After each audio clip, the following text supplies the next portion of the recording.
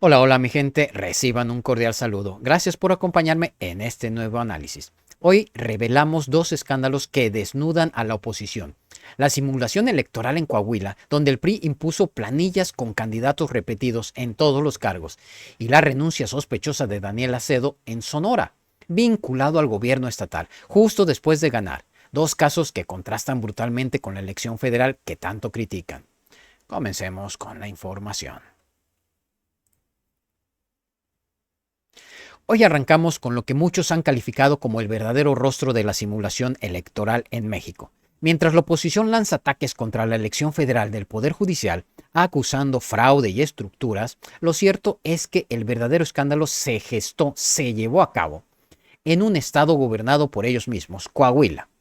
En este sentido, resulta que en Coahuila se aplicó un modelo de votación por planillas que incluyó exactamente a los mismos candidatos para el Poder Ejecutivo, el Legislativo y el Judicial. Nos damos cuenta que esto dejó sin opciones reales al electorado. No había decisión que tomar, no había diferencia entre una boleta y otra. Básicamente los ciudadanos fueron convocados a una elección en la que ya todo estaba definido desde antes. Así el PRI. De este modo, los nombres de Grisel de Elizalde, Homero Flores, María Eugenia Galindo, Vladimir Caiceros y otros aparecían en todas las boletas, ya fuera como titulares o como suplentes. Es decir, que aunque quisieras elegir algo distinto, simplemente no podías. La simulación era total. Esto lo denunció en el Congreso local el legislador Antonio Atolini, quien incluso presentó evidencia directa de cómo se repitieron los mismos nombres en todas las posiciones. En este sentido, lo grave no es solo el diseño de las planillas, sino la intención política detrás. Al respecto, hay quienes señalan que el gobernador Manolo Jiménez movilizó toda una estructura del PRI para justificar esta simulación, tratando de presentarla como un ejercicio democrático. Se alcanzó una participación del 24.3% en el estado, la más alta del país. Sin embargo, nos damos cuenta que esa cifra no representa voluntad, sino estrategia. Lo que se buscaba era legitimar una imposición, clásico del PRI. Ahora bien, mientras acusan a la 4T por los famosos acordeones en la elección federal, en Coahuila ni siquiera hubo necesidad de eso. No se necesitaban sugerencias, porque no había alternativas. Aquí se votaba por lo mismo una y otra vez, sin espacio para disentir, para elegir. Y eso es lo que la oposición pretende ocultar. Como se puede ver, la maquinaria priista en Coahuila sigue operando con la misma lógica de siempre. Control absoluto, simulación de legalidad y uso de la estructura para imponer decisiones. En este sentido, lo que ocurrió en Coahuila es lo que realmente debería escandalizar a quienes se dicen defensores de la democracia.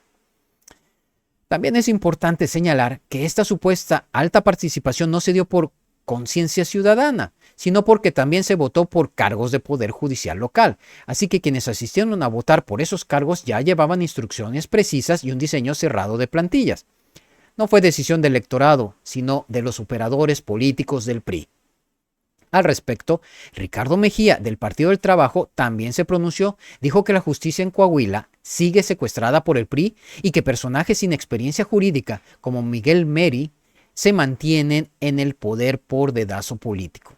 Y no solo eso, señaló que incluso el escritor Catón, conocido por sus ataques a la 4T, fue uno de los que avaló personalmente las planillas para el Poder Judicial, siendo este un proceso a modo, armado, para blindar a los de siempre. Nos damos cuenta que esto confirma cómo los verdaderos fraudes no están donde los grita la derecha, sino donde callan sus medios. Mientras a nivel federal se presentó una elección con múltiples opciones y participación voluntaria, en Coahuila se repartieron los cargos por adelantado, se movió la estructura priista y se pretendió simular democracia a través de planillas clonadas. Y aún más. En ese mismo estado, el PRI impulsó una campaña para anular votos en la elección federal del Poder Judicial. Una contradicción evidente. Primero simulan una elección local, después tratan de deslegitimar una elección nacional con más opciones y más transparencia. Así, la doble cara y moral de la oposición. Cínicos. A pesar de estas maniobras, a nivel federal, la ciudadanía tuvo la libertad de decidir. El nuevo presidente de la Suprema Corte será Hugo Aguilar Ortiz, un abogado indígena con trayectoria, capacidad y legitimidad popular, mientras en Coahuila impusieron a los mismos de siempre. México eligió a quien quiere que se le represente con un cambio profundo. Eso marca la diferencia entre el pasado, que no muere, y el futuro, que ya está en marcha. Continuamos con otro caso que revela cómo todavía hay estructuras en México que se resisten al cambio, incluso en estados donde gobierna la llamada Cuarta Transformación. En este sentido, lo que ocurrió en Sonora con Daniel Humberto Acedo Fimbres, ha dejado muchas dudas sin resolver. De este modo, el ahora ex candidato a presidir el Tribunal de Disciplina Judicial del Estado de Sonora presentó su renuncia supuestamente la mañana del 1 de junio, justo el día de la elección, a las 7:15 de la mañana, según los registros del Consejo Electoral. Su carta de renuncia fue ratificada después, confirmando que el mismo personaje pues, se presentó para validar su decisión. Nos damos cuenta que legalmente eso deja sin efecto los votos que recibió. Sin embargo, lo que genera suspicacia y sospechas es el momento en que esto se dio a conocer. Porque no fue el mismo domingo, ni siquiera el lunes, fue hasta el martes cuando empezaron a circular los detalles. Y lo más contradictorio, ese mismo día en que renunció oficialmente, fue captado votando en su casilla. Así es, votó como si aún estuviera en la contienda.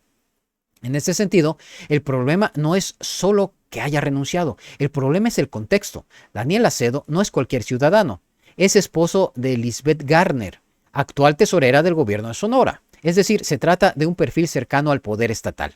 Y por eso comenzaron a surgir versiones que señalan que su renuncia no fue totalmente voluntaria. Al respecto, circulan rumores de que el propio gobernador Alfonso Durazo habría presionado para que dejara el cargo, al considerar que su cercanía con el poder podía ser vista como un conflicto de interés. Incluso se dijo que también se había pedido la renuncia de su esposa, aunque hasta el momento no hay información oficial que lo confirme. En este sentido, se abre un nuevo foco de atención en torno a cómo se eligen y se validan los cargos de poder judicial en los estados, porque aunque Sonora no vivió una simulación abierta como en Coahuila, lo que sí vivió con este caso sí apunta a una operación política para evitar un escándalo mayor. En lugar de enfrentar las críticas, simplemente se pidió la salida anticipada del candidato, algo muy sospechoso. Como podemos ver, este tipo de movimientos debilitan el esfuerzo nacional por construir un poder judicial más independiente y más cercano al pueblo. Al respecto, lo mínimo que se esperaría es una explicación clara sobre por qué se permitió que una persona con vínculos directos con el gobierno estatal fuera impulsada a un cargo tan delicado, para luego obligarlo a renunciar de forma silenciosa. En este sentido, tampoco se puede dejar de lado el impacto que tuvo en los resultados, porque los votos que recibió Acedo fueron considerados nulos y eso afectó directamente la lista de ganadores. Hay quienes consideran que la renuncia pudo haberse calculado estratégicamente para favorecer a otros perfiles, o bien para evitar que alguien con tanta exposición política llegara a la presidencia del tribunal. Y es que cuando se analiza con más cuidado nos damos cuenta que esta no fue una simple renuncia personal, es un caso donde se cruzan el poder político, la operación institucional y las decisiones internas de un gobierno estatal. Un caso que debe ser atendido, explicado y corregido, si es que se quiere consolidar la legitimidad del nuevo modelo judicial. De este modo, lo que ocurrió en Sonora revela una práctica que no debería repetirse. Si alguien con vínculos familiares tan cercanos al poder se postula, debe saberse desde el inicio y las consecuencias deben ser anticipadas. No es posible que se permita la participación, se ganen los votos y después se retire el candidato por presión. Eso erosiona la confianza ciudadana, entiéndanlo. Al respecto, hay quienes han señalado que fue la propia cercanía con el cargo de tesorera lo que encendió las alertas, o sea, de su esposa. No se trataba de cualquier funcionario, era literalmente el esposo de una de las figuras clave del gabinete estatal, y que al generar la elección ya no habría forma de ocultarlo. Por eso se dice, lo sacaron antes de que la crítica estallara en los medios. Nos damos cuenta que incluso dentro de los gobiernos que simpatizan con la transformación nacional, hay errores que deben corregirse. No basta con ganar elecciones, hay que garantizar que los procesos internos también estén a la altura de lo que se exige a nivel federal. Lo importante es que este caso salió a la luz y se está discutiendo públicamente. La transparencia sigue siendo una herramienta esencial para fortalecer la democracia. Si algo ha cambiado con la 4T es que ahora hay vigilancia, hay participación ciudadana y hay presión social para rendir cuentas, a diferencia de los gobiernos del pasado. Hoy estos casos no pasan desapercibidos.